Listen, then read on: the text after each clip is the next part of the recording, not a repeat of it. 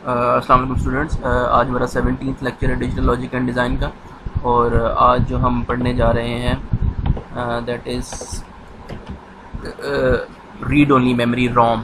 ठीक है जी, आप लोग जो है इस वर्ड से वाकिफ़ होंगे। ठीक है जी, ये आपके जो कंप्यूटर है ये उसकी मेमोरी फॉर्म करता है, रोम जो है। ठीक है, सो रोम होता क्या है? A read-only memory ROM consists of an array of semiconductor devices that are interconnected to store an array of binary data। यानी कि ये आपके पास एक सेमीकंडक्टर डिवाइस होता है जो कि बाइनरी डाटा की जो अरेज हैं उसको स्टोर करने के लिए इस्तेमाल किया जाता है। Once the binary data is stored in the ROM, it can read whenever it is desired, but the data stored cannot be changed under normal operating conditions। ठीक है जी, तो ये जो डाटा है ये एक दफ़ा जब स्टोर हो जाता है तो जब भी जो है वो ज़रूरत पड़ती है ये डाटा जो है रीड आउट हो सकता है। ठीक है जी, और जितनी दफ़ा मर्ज़ी आप इसे रीड आउट करना चाहें आप इसे कर सकते हैं, लेकिन जो नॉर्मल इसके ऑपरेटिंग कंडीशन होते हैं उसमें जो है वो इस डाटा को आप चेंज नहीं कर सकते। ठीक है जी, वो हम आगे जाके देखते हैं कि किस में चेंज कर सकते हैं, किस में चेंज नहीं कर सकते।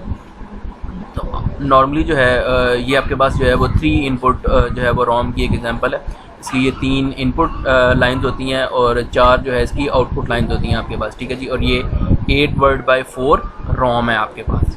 ठीक है जी, 8 वर्ड बाय 4 बिट रोम है आपके पास। ठीक है जी, each of the output pattern that is stored in the ROM is called a word. ठीक है जी, जैसे अगर आप देखें तो ये इसकी 3 इनपुट होगी ना, तो ये 3 इनपुट होंगी तो 3 इनपुट के आपको पता है कि ये 8 कम्बिनेशन बनते हैं। ठीक है जी, ये 8 कम्बिनेशन बनेंगे और ये जो है ये इसकी आउटपुट्स आ रही हैं। ठीक है जी, ये अभी जो है ये टेबल जो है ये किस तरह ये बना है ये आपको जो है वो परेशान होने की ज़रूरत नहीं है। ठीक है जी, ये अभी आप सिर्फ इसको देखें कि इसकी ये 3 इनपुट्स आ रही हैं और ये इसके आगे जो है वो आउटपुट्स आ रही हैं। तो ये जो एक कम्बिनेशन है इनपुट का, 3 इनपुट का कम्बिनेशन है, इसके करस्पॉन्डिंग ये जो आउटपुट आती है आपके पास F1 F2 F3 ये 4 बिट जो आउटपुट आती है, ये जो 4 बिट एक आउटपुट है that is called a word, इसको वर्ड कहते हैं। ठीक है जी, तो इस तरह ये जो 3 अगर आपके पास जो है वो 3 इनपुट्स हों तो ये 8 कम्बिनेशन बनेंगे, तो इसका मतलब है कि ये 8 वर्ड्स आएंगे आपके पास। ठीक है जी, तो ये जो रोम है ये 8 वर्ड बाय 4 बिट, यानी कि 4 बिट के अगर आप देखें 8 वर्ड्स जो हैं ये इस रोम में जो है आपके पास आ रहे हैं। So each of the output pattern that is stored in the ROM is called a word because ROM has 3 input lines. We have 2 raised to power 3 8 different combinations of the input values. Each input combination serves as an address that which can select one of the 8 words stored in the memory। ठीक है जी, यानी कि जो हर एक input combination है वो basically एक address को करस्पॉन्ड करता है। ठीक है जी, जैसे लेट्स सपोज कि अगर आप 100 करेंगे तो ये एड्रेस है इस आउटपुट का। ठीक है जी, 110 जो है ये एड्रेस है इस वाली आउटपुट का आपके पास। ठीक है जी, तो इस तरह जो हर एक इनपुट कम्बिनेशन है वो करस्पॉन्ड करता है एक एड्रेस को जो कि एक आउटपुट को या एक वर्ड को जो है वो करस्पॉन्ड करे। अच्छा जी, जो रोम है आपके पास, ROM has n input lines and m output lines. ठीक है जी, जैसे ये फिगर में दिखाया गया, contains an array of the 2 raised to power n word and each word has m bits ROM. ठीक है जी, वो आपके पास पीछे जो है वो स्पेसिफिक था। ठीक है जी, 8 वर्ड बाय 4 बिट, तो ये 2 raised to power n word by m bits जो आपके पास। अगर आपके पास n इनपुट लाइन है तो m आपके पास आउटपुट लाइन आएंगी। इस तरह आपके पास इनपुट वेरिएबल्स आएंगे और ये इधर आपके पास जो हैं ये आउटपुट्स आएंगी और ये डिपेंड करेगा कि आप रोम जो है वो किस तरह की बनाना चाह रहे हैं। The input serves as an address to select one of the 2 raised to power n words. ठीक है जी, जैसे ये हमने पिछले में भी देखा कि किस तरह जो है आप कर सकते हैं। जो भी एक इनपुट आपके पास लाइन होती है वो बेसिकली करस्पॉन्ड कर रही थी एड्रेस को, जो कि 2 raised to power n जो आपके पास वर्ड्स आ रहे होते हैं आउटपुट में, उसमें से किसी एक आउटपुट जो है वो उसकी आपका लोग एक तरह से एड्रेस होता है। Typical size of the commonly available ROMs ranges from 32 word by 8 bit 512K words by 8 bit और larger। ठीक है जी, तो ये डिफरेंट कमर्शियली अवेलेबल ROMs जो है उनके साइजेस हैं। अच्छा जी, अब हम देखते हैं कि रोम जो है वो बेसिकली पहले हमने देखा कि जो जनरली जो है वो रोम क्या होती है। अब हम देख रहे हैं कि रोम जो है वो बेसिकली बनी किस तरह होती है। ठीक है जी, रोम जो है basically it is a combination of a decoder, जो कि हमने पिछले लेक्चर में जो है अपना पढ़ा था, और मेमोरी अरे। ठीक है जी, so it is a combination of a decoder and a memory array. The ROM basically consists of a decoder and a memory array as shown in the figure. When a pattern of n zeros and ones is applied on the decoder input, exactly one of the 2 raised to power n decoder output is 1। ठीक है जी, जिस तरह आपको पता है कि decoder की जो प्रॉपर्टी है वो क्या है, कि किसी भी जो है वो एक इसकी आउटपुट जो सी हैं इसकी इनपुट n होती हैं और आउटपुट इसकी 2n होती है, ठीक है जी। और आउट एट अ टाइम जो है वो सिर्फ एक आउटपुट जो है वो 1 होती है। तो आप जब ये जो n इनपुट्स हैं इनमें जब आप 0 और 1 के कम्बिनेशन अप्लाई करेंगे तो कोई सी एक जो आउटपुट है वो आपके पास 1 आ रही होती है, ठीक है जी।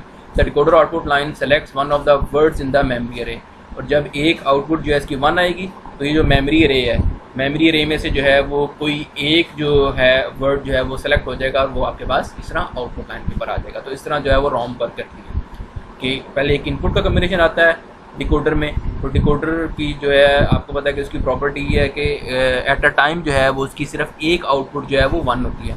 तो जो भी आउटपुट इसकी 1 होगी इसके करस्पॉन्डिंग जो मेमोरी अरे के अंदर वर्ड जो है वो एग्जिस्ट कर रहा होगा वो वर्ड जो है आपके पास इस तरह आउटपुट के ऊपर आ जाएगा मेमोरी अरे की जो है। सो फिगर ये 9 जो है ये आगे आपके पास नेक्स्ट जो है वो आपके पास आएगी 9.20 जो है फिगर। अच्छा जी, ये आपके पास फिगर जो है ये 19.20 जो कि 8 बिट बाई 4 बिट रोम जो है, ठीक है जी। उसका जो इंटरनल स्ट्रक्चर है वो शो कर रही है आपके पास। ये एक डिकोडर है 3 to 8 डिकोडर, ठीक है। ये 3 इनपुट्स है, ये इसकी 8 आउटपुट्स आएंगी और ये जो 8 आउटपुट हैं ये पता कि ये मिन टर्म्स को रिप्रेजेंट कर रही होती है, ठीक है। तो ये जो है ना हमारे पास ये आप जो कह लें कि ये जो हमारे पास आउटपुट आ रही है इस वाले एग्जांपल में, ठीक है। ये जो है अगर आप इसको मिन टर्म्स की फॉर्म में लिखना चाहते हो आपको पता है कि ये M0 होती है, ये M1 M2 M3 M4 और M6।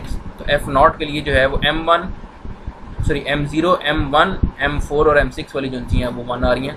तो ये देखें इसका जब आपने लिखना है तो F0 जब इसके इक्वल आएगा, इसी तरह F1 जो है वो 2 3 4 6 7 आएगा। इसको जब आप सिंप्लीफाई करेंगे तो ये इसके इक्वल आ जाएगा। तो ये इस तरह F2 और ये F3 का आ जाएगा। तो ये जो है जो ट्रूथ टेबल जो है वहाँ से हमने जो है ये फंक्शन इसके जो से हैं वो आप कह लें कि फाइंड आउट कर लिए हमने इसके फंक्शन, ठीक है। ये भी हम जो है वो प्रीवियसली पढ़ चुके हैं कि किस तरह जो है आप अगर आपके पास ट्रूथ टेबल जो है वो गिवन हो तो आप जो है उसका फंक्शन जो है वो फाइंड कर सकते हैं। उसके बाद जो है आप इसको जो है वो इस तरह रियलाइज़ कर सकते हैं, आप इसको जो है वो सर्किट की फॉर्म में जो वो कर सकते हैं। तो ये देखें आपको होता है कि जो F1 है ये आपके पास F1 आ रही है। तो F1 पे क्या क्या आएंगी आपके पास, F1 पे जो है वो 0 1 4 और 6 वाली आएंगी। तो ये देखें 1 की जो आउटपुट है वो F1 के साथ F0 के साथ कनेक्ट हो गई, 0 वाली 1 वाली भी हो गई, ये 4 वाली भी हो गई और 6 वाली भी हो गई। तो ये जो है आपके पास ये यहाँ पर आपके पास आता है, ठीक है जी। ये आपके पास F0 आ जाएगी। तो ये जो है और ये जो है ये आपके पास स्विचिंग एलिमेंट्स हैं, ये जो आपको जो है वो शो हो रहे हैं। और ये जो लाइंस हैं आपके पास ये वर्ड लाइंस हैं, ये हर वर्ड को रिप्रेजेंट कर रही होंगी, ठीक है। क्योंकि ये जो आउटपुट है ये एक वर्ड को रिप्रेजेंट करेगी, ये दूसरी की और ये थर्ड को, इस तरह जो है 8 वर्ड्स आएंगे आपके पास M0 से लेकर M7 तक जो है।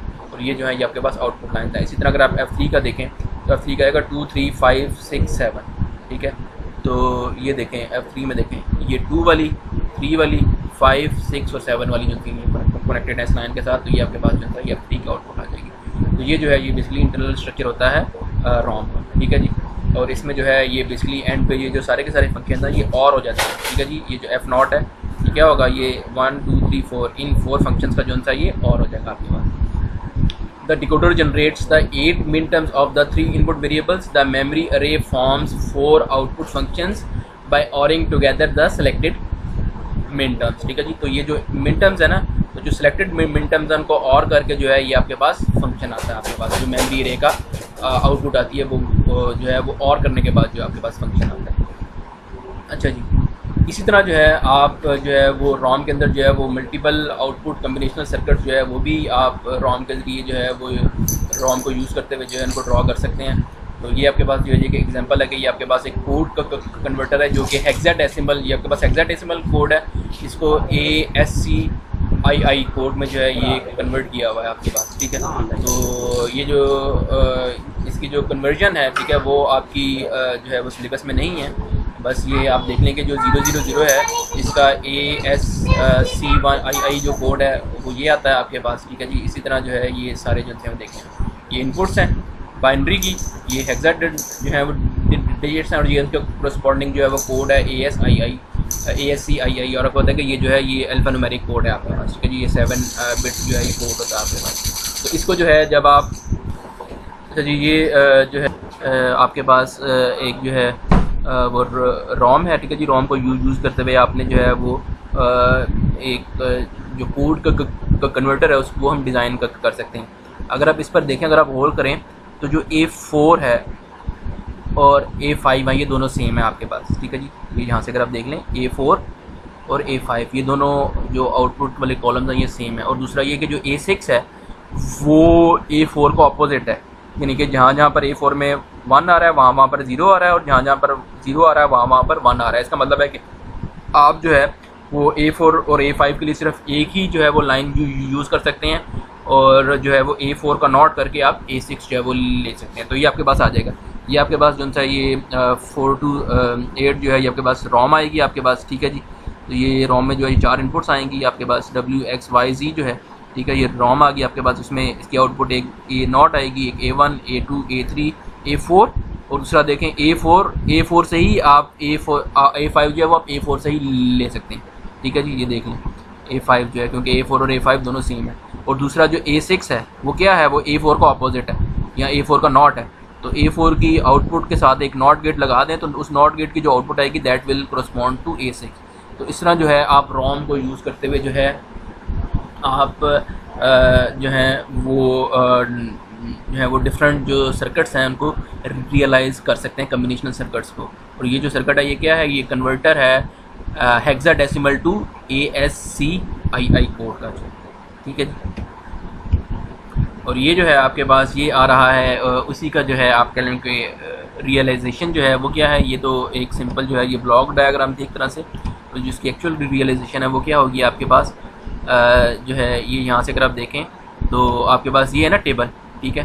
तो इसमें देखें जो A0 है, A0 में 1 किसके लिए है, इस 2 3 4 ये है M0 M1 M3 M5 M7 M9 M10 M12 और M14, ठीक है जी। तो उसके लिए आपके पास आ रहा है, तो जहाँ जहाँ पर वो आ रहा है वहाँ पर आप क्रॉस लगा दें। क्रॉस का मतलब है कि ये उसके साथ जो है वो आप कह लो कि जो है वो कनेक्शन जो है वो हुआ हुआ है आपके पास, ठीक है जी। वहाँ पर जो है आपके पास ये लाइन्स उनकी आपस में मिली हुई हैं। तो ये यहाँ पर अगर आप देखें तो ये सिंपल जो है जब आप इसको इम्प्लीमेंट करेंगे क्या करेंगे, आपको पता है कि रोम की स्ट्रक्चर में क्या होता है, पहले डिकोडर आता है, उसके बाद डिकोडर की जो आउटपुट्स हैं उनको अलग जो है आगे आप एंड पे जाके और करते हैं तो आपके पास जो है वो आउटपुट्स आती है। तो यहाँ पर अगर आप देखें तो ये 4 to 16 डिकोडर आप पहले यूज़ करेंगे, ठीक है। ये आपके पास M0 से लेकर M15 तक जो है इसकी आउटपुट्स आएंगी आपके पास। तो यहाँ पर अगर आप देखें तो जो A4 है, A4 के लिए जो है वो क्या है आपके पास, A4 के लिए अगर आप देखें तो ये 9 तक, यानी कि M0 से लेकर M9 तक 1 है और बाकी सारे 0 हैं। तो उसका मतलब है कि ये M0 से लेकर M9 तक जो है ये आप इनको जो है वो यूज़ करेंगे। तो यहाँ से अगर आप देखें तो M0 से लेकर M9 तक, यानी कि 0 वाला भी जो है ये क्रॉस हुआ है, तो क्रॉस का मतलब है कि ये इसके साथ मिला हुआ है, ठीक है। यानी कि this plus this plus this plus this plus this, यानी कि ये यहाँ तक जो है ये आपके पास जो है ये A4 आपके पास बनाएगा, ठीक है। इसी तरह जो है A3 जो है, A3 में अगर आप देखें तो A3 में ये सिर्फ ये हैं 8 और 9 वाला जो है ये 1 1 है। तो यहाँ से अगर आप देखें तो ये सिर्फ 8 और 9 जो है, ठीक है जी। ये जो उनसे हैं यानी कि ये वाली आउटपुट और ये M9 वाली आउटपुट ये दोनों जो उनसे हैं ये यहाँ पर आएंगी आपके पास, ठीक है जी। इसी तरह जो है ये A1 A2 और A0 जो उनसे हैं ये आप कर सकते हैं, ठीक है जी। बाकी A5 जो है वो वहीं से आएगी आपके पास, क्योंकि A4 और A5 सेम है। और दूसरा ये है कि A6 लेने के लिए आप क्या करेंगे, A4 के आगे नॉट गेट लगा देंगे, ठीक है जी। तो आपके पास A6 है। तो इस तरह जो है आप रोम को यूज़ करते हुए जो है वो कोड कन्वर्टर जो है उसको रियलाइज़ आप कर सकते हैं। उसके बाद हम देखते हैं कि इसकी जो टाइप्स हैं वो 3 तरह की टाइप्स होती हैं नॉर्मली रोम की। जो है पहली जो है that is mask programmable roams, P roams, ठीक है जी। इसी तरह electrically erasable programmable roams, EEP roams, ठीक है जी। तो जो मास्क प्रोग्रामेबल रोम होती है, ठीक है जी, उसके अंदर जो डाटा होता है वो मैन्युफैक्चरिंग के दौरान ही जो है वो उसके अंदर डाटा स्टोर किया जाता है और वो परमानेंटली स्टोर्ड होता है, ठीक है जी। और परमानेंटली स्टोर्ड होता है और इसके अलावा जो है वो डाटा आपने क्या स्टोर करना है उसके लिए जो है वो हम एक मास्क बनाते हैं, स्पेशल मास्क होता है इनके किस पैटर्न में जो है वो डाटा जो है वो स्टोर होना है रोम के ऊपर। और ये IC की फॉर्म में होता है आपके पास, इनकी जो रोम होती है ये IC के ऊपर होती है, ठीक है जी, इंटीग्रेटेड सर्किट के ऊपर। तो चूँकि इसके ऊपर डाटा परमानेंटली स्टोर होता है और इसके लिए स्पेशल मास्क जो है वो भी तैयार करना पड़ता है। तो इसका मतलब है कि जो है और ये जो मास्क की प्रिपरेशन होती है यानी कि किस पैटर्न में जो है वो डाटा स्टोर होगा आपके रोम के ऊपर, वो भी कोई आप कह लें कि ये चीप नहीं होता, वो एक्सपेंसिव होता है। तो लिहाजा जो है ये जो मास प्रोग्रामेबल रोम्स होती हैं ये एक्सपेंसिव होती है until unless if they are made in the bulk. अगर वो बहुत ज़्यादा तादाद में अगर उनको बनाया जाए, यानी कि थाउजेंड्स या सेवरल थाउजेंड्स में, तो फिर जो है वो इकोनॉमी वो फिजिबल होती हैं। अदरवाइज जो होती हैं वो फिजिबल नहीं होती, वो बहुत ज़्यादा एक्सपेंसिव होती हैं आपके पास। इसी तरह जो है वो modification of the data in the ROM is often necessary during the development phases of the digital system, so EEP ROMs are use instead of mass programmable ROMs. ठीक है, तो जो है EP रोम्स जो होती हैं ये ऐसी रैंडम रीड ओनली मेमोरीज होती हैं जिनमें डाटा जो है वो स्टोर भी किया जा सकता है और उसको जो है वो रेज भी किया जा सकता है व्हेन नेसेसरी। ठीक है जी। और EP रोम जो है वो एक स्पेशल चार्ज स्टोरेज मैकेनिज़्म जो है वो यूज़ करता है, जिसमें अनेबल और डिसेबल की वजह से जो है वो जो है वो डाटा को स्टोर भी कर सकते हैं और इरेज भी कर सकते हैं। और जो नॉर्मल एक EP रोम होती है उसके ऊपर जो डाटा रेज्ड और प्रोग्राम किया जा सकता है दैट इज़ लिमिटेड, उसकी जो अनलिमिटेड नहीं होती, वो 100 से लेकर 1000 टाइम तक जो है वो आप डाटा को उसके ऊपर रीड और इरेज कर सकते हैं। और जो फ्लैश मेमोरीज होती हैं वो भी इसी तरह की होती हैं, उनका भी फंक्शन जो है EEP रोम्स की तरह का ही होता है। और सिर्फ फ़र्क ये है कि उनमें जो है वो जो चार्जिंग मैकेनिज़्म है, जो चार्ज स्टोरेज मैकेनिज़्म है, वो डिफरेंट जो है वो यूज़ किया जाता है।